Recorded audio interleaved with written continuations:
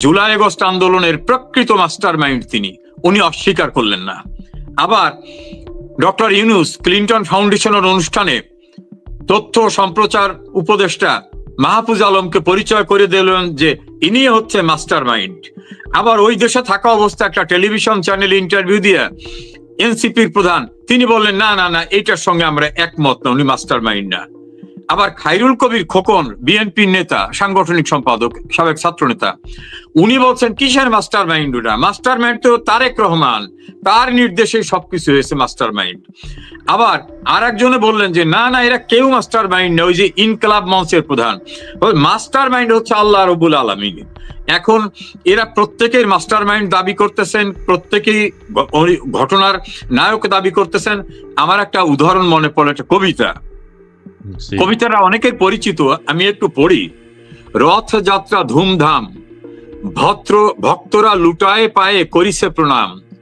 রথ ভাবে আমি দেব, পথ ভাবে আমি, মূর্তি ভাবে আমি দেব, হাসে অন্তর্যামী। অর্থাৎ রথযাত্রায় রাস্তার উপর থেকে রথের মূর্তি যাচ্ছে, এখন রথ ভাবে আমি তো দেবতা, কারণ সবাই সে প্রণাম করতেছে। পথ ভাবতেছে আমার উপর থেকে রথযাত্রা যাচ্ছে, আমি তো। রথ ভাবে আমি দেব, পথ ভাবে আমি, আর মূর্তি ভাবতেছে আমি দেবতা, আর অন্তর্যামী বলতেছে তোরা কেউ দেবতা না, দেবতা আমি। এই যে যারা 8 তারিখ, 5 তারিখ, 3 তারিখ করতেছে, এদের কারোই লিগাল কোনো ম্যান্ডেট নাই, এরা কেউ কিছুই না। এদের যত ঘোষণাই দিক না কেন, কোনো লিগাল অথরিটি তাদের নাই। এই ঘোষণা দিয়ে তাদের নতুন কিছু সৃষ্টি করার কোনো সুযোগ নাই।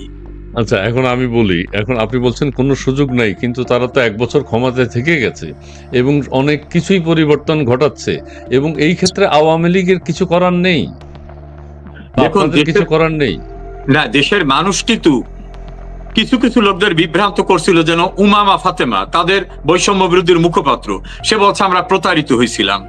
নীলা ইসরাফিল বলছেন প্রতারিত হয়েছিলাম। আজকে চট্টগ্রামের এক নেত্রী বলছে প্রতারিত হয়েছিলাম। চিত্রনায়িকা বাঁধন তিনি বলছেন যে না, এরা যে দল করবে, এরা যে উপদেষ্টা হবে, এ কথা আমাদের বলা হয়নি। আবার ওই যে ইনকলাব মঞ্চের হাদি, সে বলছে যে তখন তো এই কথা ছিল না। এখন মানুষের বিভ্রান্তি কেটে গেছে, সবাই বুঝতে পারছে এটা। কাজে আমাদের অনেক সময় মনে হইছে যে ঠিক আছে, আমাদের সম্পর্কে অনেকের অনেক ভুল ধারণা আছে, অভিযোগ আছে, মানুষ দেখুক কি আরামায় সেরা দিতে পারছে। এখন দেশের মানুষ ফুঁসে উঠছে।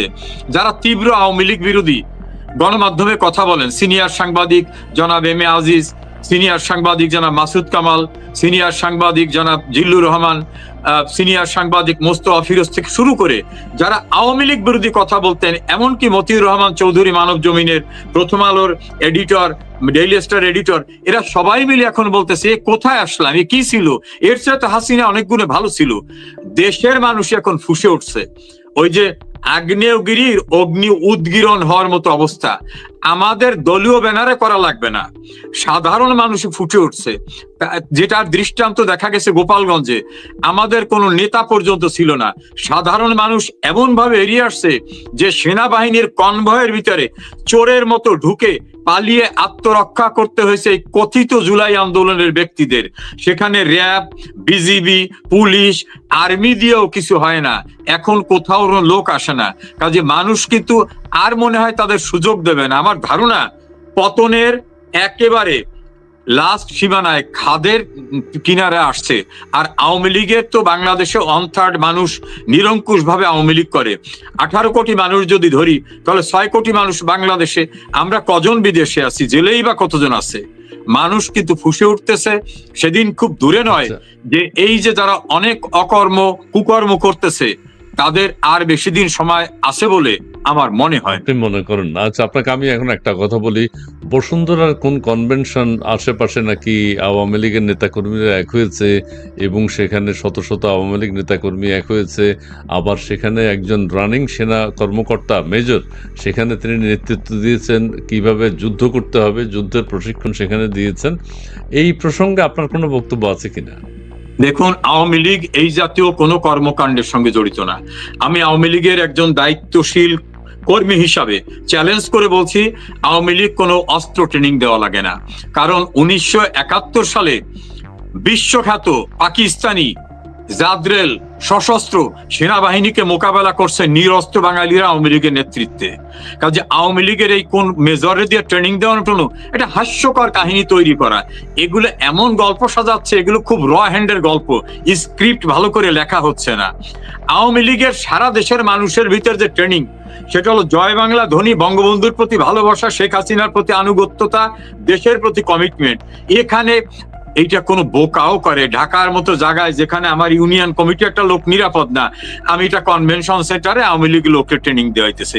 এই গাল গল্প, এটা ওই যে একটা সিনেমা দেখছিলাম শাহজাদি গুলবাহার আকাশ থেকে ওড়ে, পরে শুনলাম যে এটা আরব্য উপন্যাসের গল্প। এইরকম গল্প রচনা করতেছে। এটা হলো আওয়ামী লীগ সম্পর্কে মানুষকে একটা বিভ্রান্তিকর ধারণা দেওয়ার জন্য। এর সঙ্গে আওয়ামী লীগের সম্পৃক্ততা নেই। আওয়ামী লীগের কোনো নেতা কর্মী এই জাতীয় কোনো ট্রেনিং এ যাচ্ছে না। আমাদের ট্রেনিং আমাদের বিশ্বাস, আমাদের ট্রেনিং আমাদের ভালোবাসা।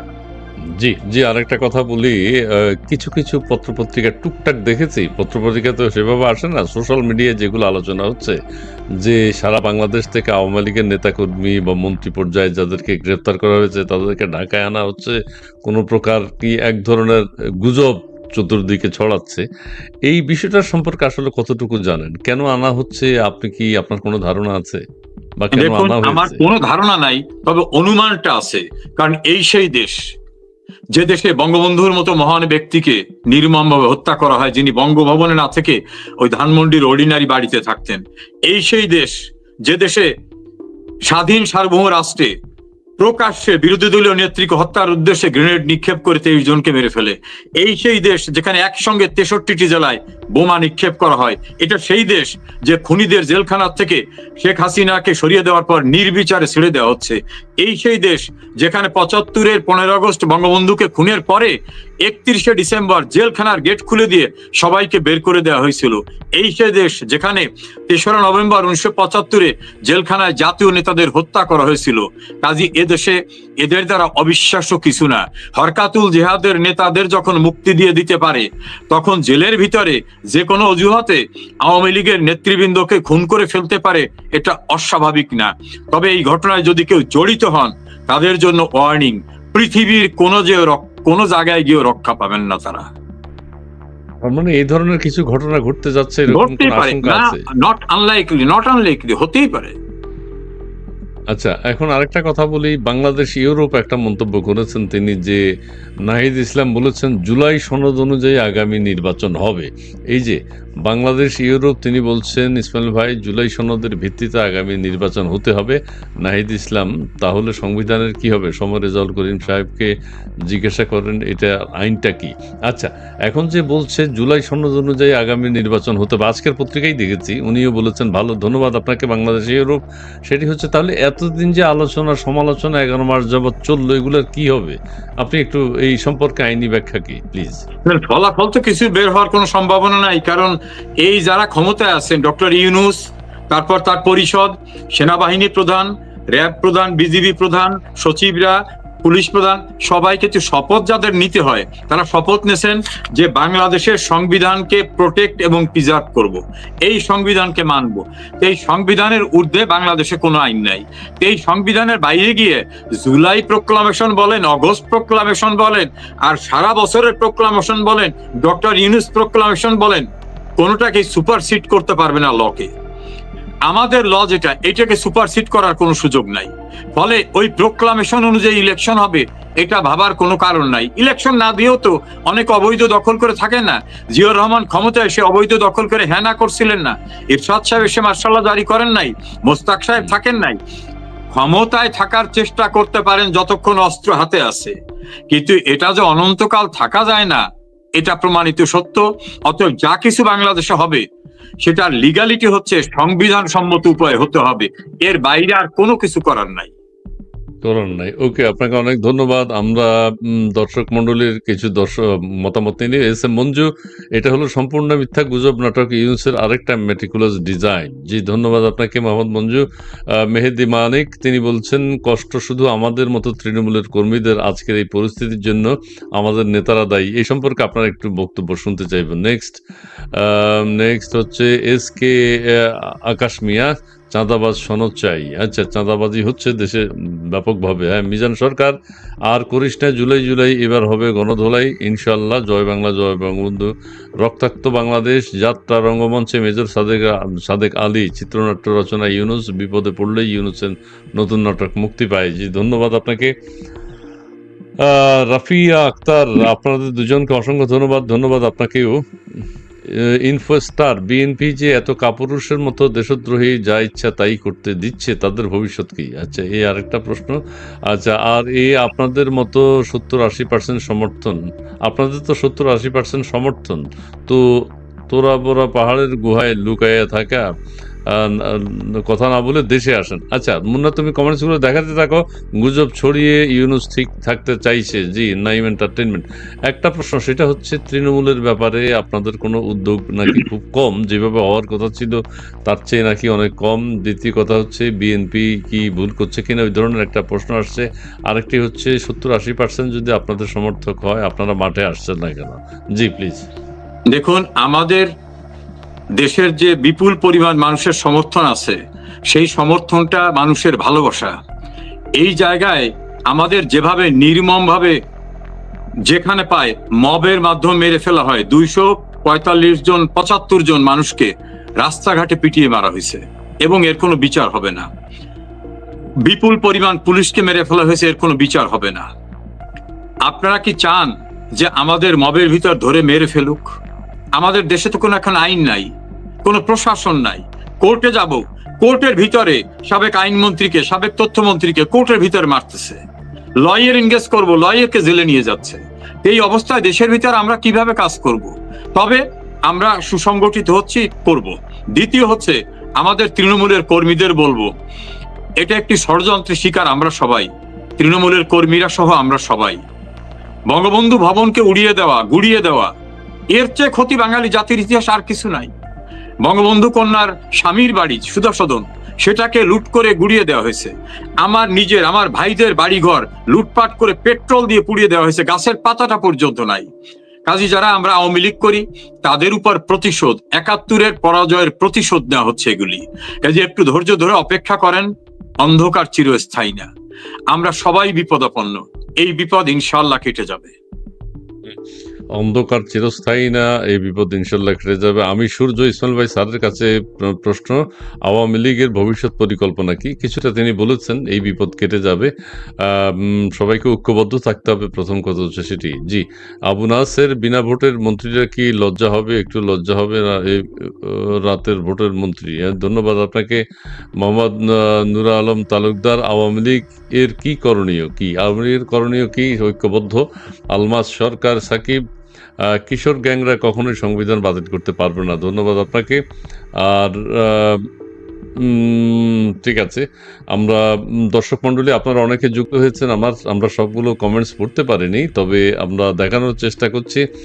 মুন্না, এর পরের কমেন্টস, অনেকে আবার অনেক বেশ বিষাক্ত কমেন্টস করেন, যেগুলো পড়া যায় না, বাংলা ডিকশনারিতে নাই, বাংলার অভিধানে নাই, সেগুলো একটু সমস্যা। সশস্ত্র সংগ্রামের বিকল্প কি? আচ্ছা, কি বিকল্প? হ্যাঁ, সঞ্জয় তালুকদার, এই হাসনাত কইছিল না, কইছে দেখা না দিলে বন্ধু কথা কইও না, সেদিন তো গোপালগঞ্জে দেখা দিয়েছিল, পালাইলি কেন? আচ্ছা, এরা পালাইছে কেন সেটা তো আমরা জানি না, তারা সেনাবাহিনীর অধীনে পালিয়েছে।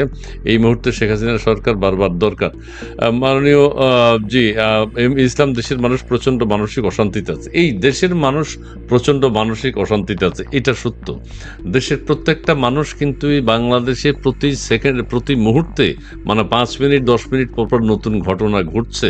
সেই সব ঘটনা নিয়ে মানুষ উদ্বিগ্ন, নিশ্চিন্তে ঘুমাতে পারছে না, পড়ালেখা নিয়ে চিন্তা করতে পারছে না, ভালো কাজের কোনো চিন্তা করতে পারছে না, অফিসে যেতে পারছে না, যাচ্ছে মনে কিন্তু নানান ধরনের চিন্তা, কি হবে, কি হচ্ছে, বাংলাদেশের রাস্তায় বের হলে তারা নিরাপদ কিনা। এই টোটাল বিষয়টা নিয়ে একটু কনক্লুশন আপনার কাছে শুনতে চাই। এই যে একটা উদ্ভূত পরিস্থিতির মধ্যে মানুষ আছে, যেই পরিস্থিতি কারো কাঙ্ক্ষিত ছিল না, সেই পরিস্থিতির মধ্যে মানুষকে বসবাস করতে হচ্ছে। আপনার কনক্লুডিং ডায়লগ একটু শুনতে চাই, তারপর শেষ করে দিব। দেখুন, একজন আপনার দর্শক শ্রোতা বলছেন যে বিনা ভোটের এমপিরা, আমি তাকে একটু মনে করে দিই যে কনস্টিটিউশনাল প্রসেসে নির্বাচন হয়েছে, সেই নির্বাচনকে একসেপ্ট করেই পার্লামেন্টে বিএনপিও গেছে, জাসদ গেছে, ওয়ার্কার্স পার্টি গেছে, গণফোরাম গেছে, অর্থাৎ ডক্টর কামালের নেতৃত্বাধীন যে জোট ছিল সেই জোটের নেতারাও গেছে। কাজে বিনা ভোটের এমপি এই কথা বলা ঠিক না। তাদেরকে একটু মনে করে দিই যে বিচারপতি রৌফ প্রধান নির্বাচন কমিশনার থাকা অবস্থায় মাগুরা কেলেঙ্কারির মতো জঘন্যতম ঘটনা ঘটেছিল। মোসাদ্দেক আলী ফালুকে ঢাকায় নির্বাচিত করার জন্য বাইরে থেকে ট্রাক ভর্তি লোক আনা হয়েছিল। কোন লোক ভোট না দেওয়া সত্ত্বেও 96 সালের 15 ফেব্রুয়ারি নির্বাচন হয়েছিল। জিয়াউর রহমান ভোট ছাড়া ক্ষমতায় এসে 102% ভোট নিজেকে কাস্ট করে নিজে প্রেসিডেন্ট ঘোষণা করেছিলেন, এবং জেনারেল জিয়াউর এরশাদও ক্ষমতা এসে একই ঘটনা ঘটিয়েছিলেন। আওয়ামী লীগ কিন্তু কোনোদিন সামরিক শাসন জারি করে ক্ষমতায় আসেনি, অবৈধ উপায়ে ক্যান্টনমেন্টের ভিতর থেকে ক্ষমতায় আসেনি। আওয়ামী লীগ গণতান্ত্রিক রাজনৈতিক ধারাবাহিকতায় 1949 সাল থেকে দীর্ঘ ধারাবাহিকতায় বাঙালি জাতির ইতিহাসের যা কিছু গৌরবময় অর্জন সব আওয়ামী লীগের নেতৃত্বে এসেছে। আমি সেই দলকে রিপ্রেজেন্ট করি, সেই দলের একজন কর্মী। আর দেশের ভিতরে তো চরম অশান্তি, আইন শৃঙ্খলা নাই, প্রশাসন নাই, বিচার বিভাগ নাই, ভয়াবহ নৈরাজ্য। এই নৈরাজ্যে ডক্টর দেবপ্রিয় ভট্টাচার্য বলছেন যে এখন এদের এক্সিটের সময় এসে গেছে, অর্থাৎ খাদের কিনারে এসে পড়েছে, মানুষকে রুখে দাঁড়াতে হবে। এখন সময় এসেছে এদেরকে শুধু না বলা না, এদেরকে প্রতিরোধ করার জন্য সম্মিলিতভাবে আমাদের ঐক্যবদ্ধ হবার। জি জি, আপনার কথার প্রসঙ্গে আবার আরেক কথা একজনে বলছে যে আগের সরকার তো 5 বছর পর পর সাংবিধানিকভাবে নির্বাচন দিত, এখন তো আর অসাংবিধানিক সরকার কোনো নির্বাচনের কথাই শুনতে পারে না। কাজে নির্বাচন নিয়ে অতীতে কি হয়েছে এগুলো নিয়ে আলোচনা করা এখন আর আলোচনায় টেকে না, কারণ এই সরকার নির্বাচন